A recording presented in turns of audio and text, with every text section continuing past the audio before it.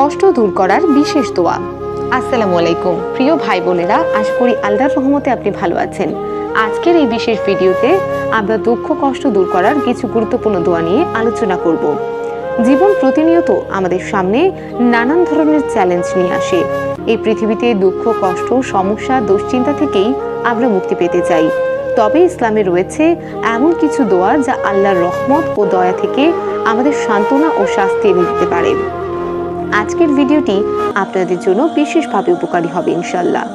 প্রথমেই আমরা জানব দুঃখ কষ্ট কিভাবে আমাদের জীবনে আসে।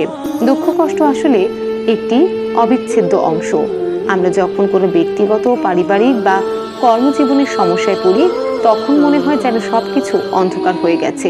তবে আল্লাহ তাআলা আমাদেরকে জানিয়ে দিয়েছেন যে দুঃখ কষ্ট আসলে এক পরীক্ষা, যা আল্লাহ আমাদের ক্ষমতা অনুযায়ী দেন।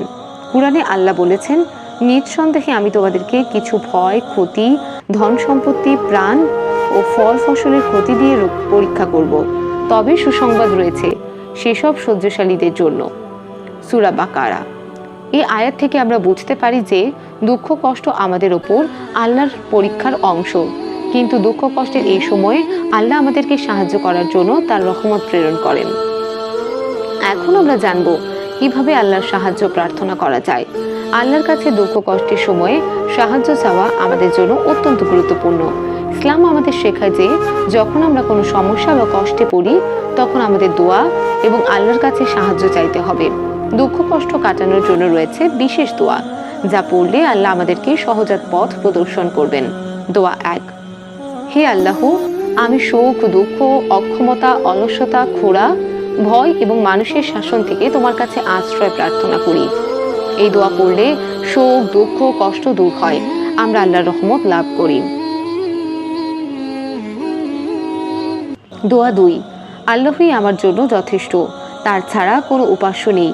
আমি তার উপর বিশ্বাস রেখেছি, তিনিই বড় আরশের রব। এই দোয়া একে অপরকে আল্লাহর উপর বিশ্বাস স্থাপন করতে সাহায্য করে, যা আমাদের মনকে শান্তি দেয় এবং দুঃখ কষ্ট কমিয়ে দেয়। আমরা জানি ইসলামে কষ্ট, দুঃখ, বিপদ সকলই আমাদের এক পরীক্ষা। ইসলামের শিক্ষায় রয়েছে অনেক হাদিস যা আমাদের জীবনে শান্তি আনতে সাহায্য করে। যখন আমরা দুঃখ কষ্টে আক্রান্ত হই, তখন আমাদের উচিত ধৈর্য ধারণ করা এবং আল্লাহর প্রতি বিশ্বাস রাখা। হাদিস 1। যে ব্যক্তি কোনো কষ্টে পড়বে, সে যেন ইন্না লিল্লাহি ওয়া ইন্না ইলাইহি রাজিউন বলে, আল্লাহ তাকে তার কষ্ট থেকে মুক্তি দেবেন। সহিহ মুসলিম। এটি একটি শক্তিশালী হাদিস যা আমাদের দুঃখ কষ্টের সময়ে আল্লাহর কাছে ফিরে আসতে প্রেরণা দেয়। হাদিস 2। যখন আল্লাহ তার বান্দাকে ভালোবাসেন, তখন তাকেও আরো পরীক্ষা করেন। সহিহ বুখারী। এই হাদিসটি আমাদের শেখায় যে আমাদের কষ্ট আসলে আল্লাহর ভালোবাসা এবং পরীক্ষা।